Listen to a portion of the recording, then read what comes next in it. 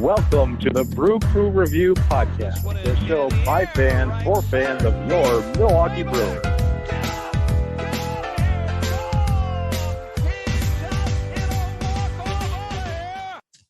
All right, Brewer fans, welcome to the Brew Crew Review Podcast. Joining me, my name's Craig, and with me today is Vince. Vince, how's it going? Great, Craig. How are you? Great. All right, we're going to get into some brewer discussion here as we sit. It is September 21st in the afternoon. The Brewers have just defeated the Cardinals, won that series in St. Louis, 3-1, and are now sitting a magic number of three to win the NL Central, which is pretty awesome, with 9 games still to play on their own docket. So I think they're in good shape. So with that being said, we're going to start off this episode with a rapid 9. Unfortunately, Scott's not here to enjoy it with us, but let's just jump right into it. Most of these are yes and no questions, actually, so we can really make this rapid pace. But obviously, as Scott has shown us, you can take your time if you'd like to expound on any of the answers. So, yeah, and I don't think Chad's here either, from what it sounds like. But we'll just roll with it, Craig. All right, here we go. Predict the date that the Brewers clinch the NL Central. Tomorrow, September 22nd, 2023. All right. I will go with September 23rd, just Saturday. All right. And okay, second inning. Assuming obviously Brewers win the NL Central and the Phillies get the top wild card, predict the final 2 NL card wild card spots. Did you repeat who you are assuming? Assuming Phillies and Brewers are in, obviously with the Dodgers and the Braves, predict who gets the final 2 NL wild card spots. Wow. Okay. I'm gonna go with the Marlins, and oh boy, I guess the Diamond. You said Arizona's in. Well, they're one of the really. Yeah, no, I'll go the Marlins and Arizona. Excellent pick. I'll go the Diamondbacks and Reds. All right, moving over to the NL side here for the third inning. Assuming the Astros win the AL West, and of course the Rays or Orioles get the top wild card, one of the two. Predict the final 2 AL wild card spots. Blue Jays, and I don't know. The Mariners have never really impressed me. I know that you like them a lot more. They're a little hot right now. They have been, at least in the last month. I'm gonna go the Blue Jays and the Rangers. Okay. Yeah. I know the Rangers lost Scherzer until the playoffs at least, but yeah, no, they're really good hitters. I'll go with the Mariners and Blue Jays. Okay, Yep. Moving on to the fourth inning. This is yes or no question. Will trade deadline acquisition, left-handed pitcher, and mustachioed, beer-bellied, left-handed pitching Andrew Chafin will he be left off of Brewers the Brewers initial playoff roster? No, I don't think he will. I think he makes the playoff roster. I know he's been frustrating in his time as a Brewer. I think he looked a little bit better in his lone appearance in St. Louis last night. Was it 2 nights ago? I think he looked a little bit better. I think he's got, that sort of that veteran presence about him. I don't. Again, I know he hasn't pitched well as a Brewer. I just think that we're going to want at least a couple lefties in the pen at the end of the day. So I think it's going to be him and Milner. I know Brewer fans are probably frustrated and want him to be left off. I also agree with you that he will make the playoff roster. Yeah. All right, obviously we're in fairly good health overall going into the playoffs, knock on wood, but here's a yes or no question. Do you think Christian Yelich will be back for game 1 of the playoffs? Yeah, I do. I think that that's the reason why they're being so careful with him right now. It's September 21st as we tape this. We still have another almost 2 weeks, not quite 2 weeks, but another 10 days-ish until the playoffs. So I think that they're being a little bit more careful with him right now than they would otherwise be if it wasn't the time of year that it is. The fact that he hasn't played much the last 10 games, I wish they would have just put him on the disabled list. To be honest, I think he's played in one game out of the last 11. So I wish that we would have just truly sat him so we weren't wasting a roster spot, and kind of minimizing the positive impact that the expanded rosters can have on the team. So I wish that we would have done that. But outside of that, I think that the team is just kind of handling him with kid gloves a little bit, just because the playoffs are so close and the Brewers are in such a good position to make the postseason. No, I agree with you. I think that they're just being cautious, and I think that's smart. And I think he will be back for game 1 of the playoffs. Absolutely, hopefully. Yeah, I think that, and I would.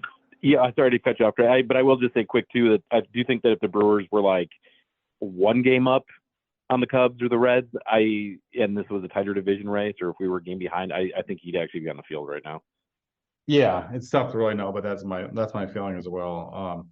All right, moving on to the sixth inning, I believe. Besides Devin Williams, as our all-star closer, obviously, who do you feel is the most invaluable, or in essence valuable, relief pitcher for the playoffs this year? Ooh, outside of Devin Williams, huh? Yeah, okay. It's crazy given his age, but I think Abner Uribe. I just love that guy. He's electric. He's got a 103-mile-per-hour fastball. The guy has already proven to be able to pitch in clutch situations. You could definitely make an argument for Hobie Milner or Yoel Payamps for sure. Even Elvis Peguero has had his moments this year, although he just got put on the disabled list. I'm going to go with Uribe. All right, I'm going to go with Yoel Payamps. I just think that he's had a down month or two here, but after an unbelievable start to his Brewers career, but I think that he needs to go back to his early season form here at the playoffs. I think he'll be a huge key to us winning some crucial games. So that's what I'll go with as far as the value goes, because I feel like we'll still use him as a setup man. But I like the Uribe pick too, but I just think that he's got more experience than Uribe, and therefore can be counted on him a little bit more. All right. Yeah. Okay, whatever inning this is next. Yes or no? Will Garrett Mitchell get a postseason at bat for the Milwaukee Brewers? Oof, boy. I want to say yes, but I don't just think so. I'm going to say no officially, and the reason why is because I think that the organization really seems to value Blake Perkins, and because Tyrone Taylor has been playing so well in the last 3 weeks to a month. I don't think they're gonna take up a roster, let Mitchell take one of their roster spots when he hasn't played much in the last 4 or 5 months. So just because of that, I'll say no. Obviously, way different story if he's healthy in next season. I agree with you wholeheartedly. I'm going to go with no too. Like, I just think that coming in cold at his age is not necessarily a recipe for success in a playoff. But yeah, I'll go with no as well. All right, I think and you could put him on the bench, during the playoffs, not as a rostered player, but there is such a thing as a disabled list on the bench, where you're at least able to be in uniform. You're not in the minor leagues. You have a roster spot, so he could still kind of soak in the experience of postseason baseball, for the first time in his career without actually being, on the field. So I would certainly include him in everything like that. Officially recall him from AAA or in his rehab assignment, bring him back up, and just let him be around the team. But I don't think I agree. I don't think he's game ready yet. Yeah. All right. I believe it's the 8th inning, and this is a key question. Yes or no? Will Craig Counsell be the Milwaukee Brewers manager game 1 of the 2024 season? Yes. And I bet on a 1-year deal. This is the pessimist in me talking, honestly. I think that the Brewers are really good and hot right now. Like I've said on other podcasts, I don't think we're quite there yet to win a world championship. I think he's going to come back for one more season next year to win it all. Yeah, so that's my pick. I do think if we win it, he's gone. So, yeah. Interesting. Okay. I'm going to say yes, and I want to believe that he's going to be a Milwaukee Brewer forever, but we'll see. Yeah. I think his kids are just at that age, though, too, Craig, where he's like, just kind of wanting to spend more time with them and be on the road with his sons as they play college baseball. I know that one of his sons has been playing for the last 2 years already, so he's got another 2 years of eligibility. And another one of his sons is a freshman this fall and starting. He's got one at Michigan and one at Minnesota. I think that's where our colleague Tom Huntercourt mentioned. But yeah, I will just say I think that family is very important to him. I think that maybe he views this time as being something that he can't necessarily get back, and he's going to ride this out with the Brewers to a championship if possible this year, and if not, maybe still next year. And then after that, I think he's gone. Interesting. Okay. All right, here's the ninth thing, and this is a crucial inning, obviously. Will the Brewers win wild card round or game number 2 on October 4th, the same day? Brew Review host Vince Travato is tying the knot. Yes or no? And the real question is will Lena adjust the wedding time if we have to, depending on the Brewers game time? Or will we have to convince the pastor to shorten the service in order to, be able to watch? No, just kidding. Yes, they're definitely going to win on my wedding day. Come on, are you kidding me? Officially, I think I'm the first Brew Review host to get married, right? Is that accurate? We don't have any Vegas weddings from Collins or anything. Yeah, so I think most of the Scots have been annulled. So yeah, I think officially.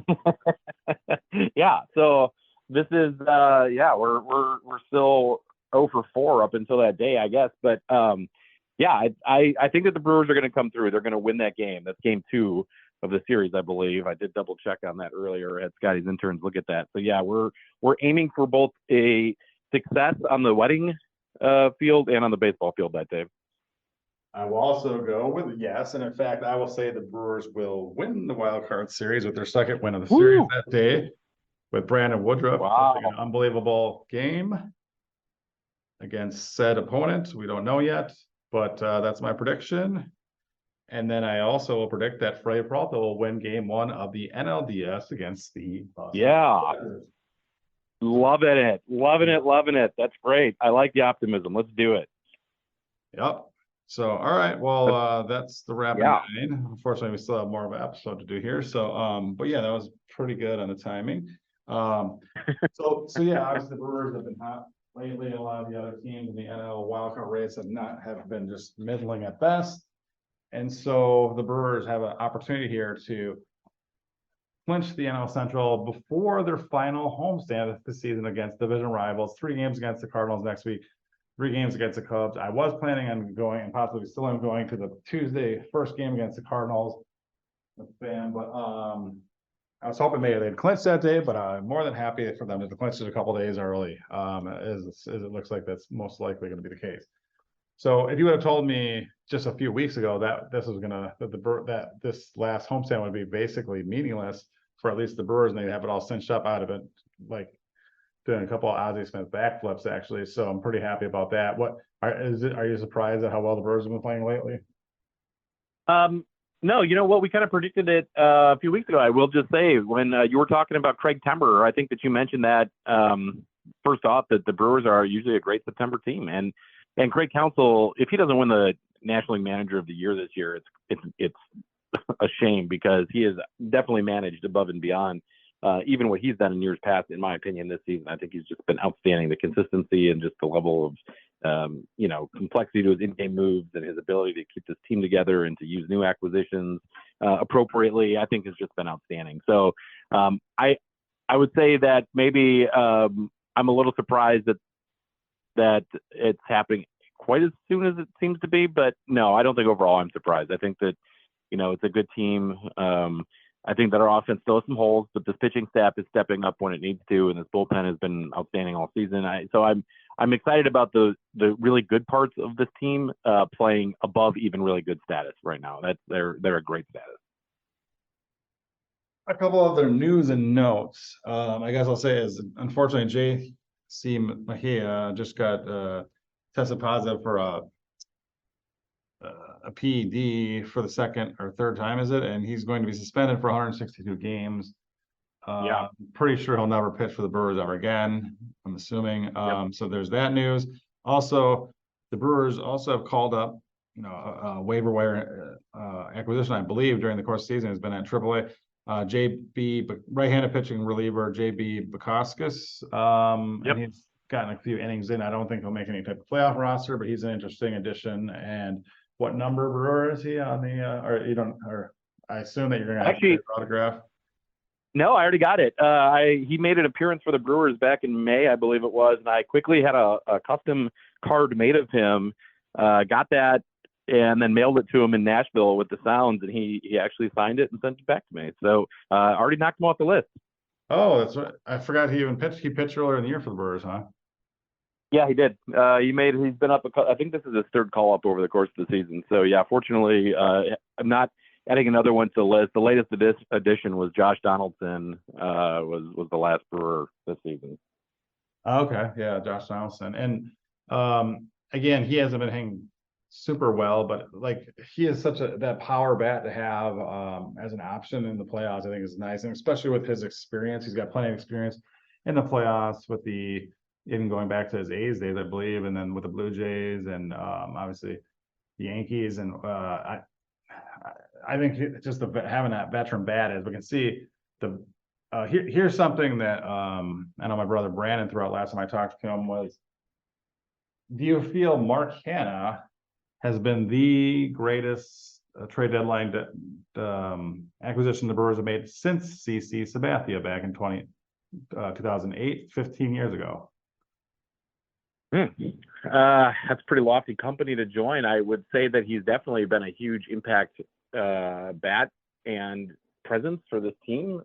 He's played well in the field too, quite frankly. I think he comes across as a guy who's got some leadership skills. Guys seem to like him a lot. I don't know. Boy, the best since CC. That's a good question. If it ranks quite that highly, but I definitely think he's exceeded expectations. And I was a little hopeful when we got him. I know that there was some talk. He's kind of at that point he was kind of having a rough season to a point, but so were a lot of Mets. And I liked his track record. I think that he was able to kind of show some of his talents when he was with Oakland back in the day. I liked it, but he certainly is playing above where I expected him to play for sure. Yeah. I know if you rewind here 60 days back to a couple weeks prior to the trade deadline, the Brewers offense has been sputtering somehow along most of the season, not scoring very many runs. And we here on the Brew Crew, we had talked about the Brewers not only had to add one good bat, but I mean, we really identified they had like 3 or 4 bats to their lineup, which seemed ridiculous at the time. But in reality, if you look at it this way, I mean, they have added Carlos Santana, Mark Hanna, and Josh Donaldson. Obviously, none of us would have guessed that trio of players coming over, and probably wouldn't have been excited about it at the time. But collectively, I think they have improved the offense. There's no doubt about it. And not only that, but Willie Adames' bat is finally coming around. Even though Christian Yelich right now, he's had an unbelievable bounce back season. I think most Brewer fans were not counting on and are kind of surprised by pleasantly, obviously. So I think that going in the playoffs, if we can get all these guys on the roster and as options, I really obviously we have some rookies mixed in there with Trangs. I think he's been having a really nice season for a rookie, both obviously in the field, but even with the bat and in the base pass. But I believe he just went over 20 steals even. If you really, he had a steal last night. I think put him over 20. And remember, he got sent down for about 4.5, 5 weeks. So that's quite the accomplishment. And then Sal Frelick, I think, has really been a solid player. And I'm really, obviously, we're all excited about his future. So having him added to the offense since 60 days ago, too, has been just another huge shot in the arm. And I think that gotta give credit to the Brewers front office for what they have done, even though they kind of nickeled and dimed it. I think collectively they're like one of these, some of these guys and their veteran at bats are going to really help out this. And that's exactly been the case. Yeah, I think Rowdy Tellez was on the disabled list at that point too, 60 days ago. So he hasn't had a great year at all, but he has at least been back. So there is that as well since the trade deadline. I'm trying to think of what else, but I think Sal Frelick was one of the bigger moves. It seems like since he got called up, that offensive spark. You had talked about that in one of the podcasts, Craig, where you were, I think maybe talking with. Over our prospect list going into the year, and mentioned it then and again, later on, but mentioned him as a Paul Molitor type igniter at the top of the lineup, and that's pretty hefty praise for a rookie, obviously. But he really does seem to provide that spark every single game, and even when he's not getting a hit per se, he still provides that energy and kind of brings that brings it, so to speak, from the top of the lineup. But the Brewers have been missing that, it seemed, for quite some time. So he reminds me of like an somewhere in the middle between an upgraded Scotty Podsednik and Paul Molitor to me.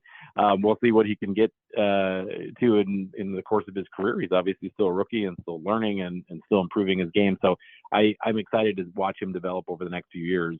One other point of news I did want to bring up really quick before we transition here is the Brewers also made another move a few days ago and did send outfielder Joey Weimer back to AAA, another rookie who had been up with the team for virtually all season. After game 2, I believe, he got called up right after opening day after an injury to Luis Urias in Chicago on opening day. So were you surprised at all that Joey Weimer got sent down to Nashville at this point in the season? Not totally. I mean, obviously he's a rookie and he's gone through plenty of ups and downs and growing pains, and I'm still hopeful he's going to be an everyday player at the major league level. But again, having so many rookies on the roster going into playoffs isn't always the best idea. So I'm fine going with more veterans over him. But going forward, but obviously I think his experience this year has been invaluable, and his growth as a player has probably, been tremendous. So I think he'll come back next year and be a really solid player and an everyday one at some point soon. So, I mean, really, there's a lot to be excited about as a Brewer fan, even if you're pointing at the future with this team, with a young core. And backing up to Sal-Frelick real quick, like you did mention that he's a cross between like Paul Molitor and Scott Podsednik, which is a great example, obviously being a center fielder and a left-handed hitter who can steal bases and get on base. But really, with the glove in center field, he's been making phenomenal catch after phenomenal catch in the outfield, running down balls that should be hits and everything. So that like he just brings a whole nother level defensively even. So it's pretty cool. So definitely excited. Yeah. I am really excited about his future, and it's going to be a heck of a debate that we have on a podcast sometime this offseason to kind of think about what our outfield and imagine what our outfield looks like in 2024, 2025 is guys like Jackson Churio come through the system, and you've still got, guys like Joey Weimer, Sal-Frelick, and other younger players, Garrett Mitchell, of course, in our system and ready to play and continue to improve at the big league level as well. It's a pretty exciting problem to have, of course, when you've already got Christian Yelich and even guys who have been solid this year. I think Blake Perkins has been good when healthy, and Tyrone Taylor certainly stepped it up. So it's going to be really interesting to see what the Brewers do in the outfield going forward. But obviously we're focused on this year right now, and Joey Weimer, to his credit, I think has played a great defense all year, has had some moments with the bat, and like you said, it's a learning season for any rookie, no matter how well or poorly you play, and I don't think anybody's going to give up on Joey Weimer anytime soon, nor should they. Yeah, and I know we're not going to give our postseason awards yet, but I just before we wrap up this podcast, I just wanted to mention I assume one of our final candidates for sure for unsung player of the year is probably got to be Andrew Monasterio, who now has an awesome name, but like he's been really pretty solid overall and really filled in the role that we probably had earmarked for Luis Urias, filling in at second and third base and getting pretty much regular at bats, being right-handed and really getting a lot of clutch hits, great at bats he's put together, and no one saw that coming. I don't think any of us predicted Andrew Monasterio as our unsung player of the year, but he's been unbelievable. So incredible guy to watch this season. I mean, this is an older rookie. He originally come through the Cubs system, and somebody that really hadn't been talked much about on our prospect boards or prospect profiles with Brandon or other episodes that we've had. And I don't know exactly what the Brewers' plans are for him in the future. I think he may be, like you said, like Urias, a guy who is, our best fit at multiple positions and playing sort of that super utility role and maybe doing a cross of the job that we expected, Luis Urias and Brian Anderson to cover this year. And obviously with both of those guys fell a little bit short, but I've enjoyed watching Monasterio play. He's been a real breath of fresh air for this team. Yeah. And, he was previously with the Cubs in the Nationals organization, as you meant, and the Brewers signed him as to a minor league contract after his release in November 10th, 2021. So he was in our system all of last year, and obviously he's been a valuable addition to the team this year. So kudos to him on a great season. So, all right, well, yeah, and our anonymous source Tom Carter did also mention that Monasterio And the Brewers have kind of been toying around with, trying to even teach him a little bit more outfield going into next season. So just keeping that out there from our anonymous source, Tom Carter, as something to look for next year. They'll add this versatility and definitely keep him on the 26-man roster, I'm sure. Yep. All right, cool. Well, thanks for joining in here today, and all listeners, thanks for tuning in once again. We'll try to come at you at least one more time before Vince ties the old knot. And before, I think next time we'll have to do a little bit of a playoff preview. Once the Brewers clinch, and we have some idea we might not know who we're playing yet until like final day of the season probably, but yeah, it'd be nice to knock the Cubs completely out of playoffs next the final weekend of the year, but we'll see. So yeah, otherwise we'll just knock them off the next round. Either way, whatever. Yeah. So looking forward to it. And yeah, remember to, again, good luck. Like I said, we'll probably speak to you one more time next week here for. Yeah, thanks, Craig. We'll take you. We'll hopefully, yes, I'm sure we can tape again. Hopefully after the Brewers clinch here in a couple of days, we'll come at you with another podcast to bring you the latest in Brewers news. And yeah, just remember to stay classy, Wisconsin. Go Brewers. Go Brewers. Do, do, do, do.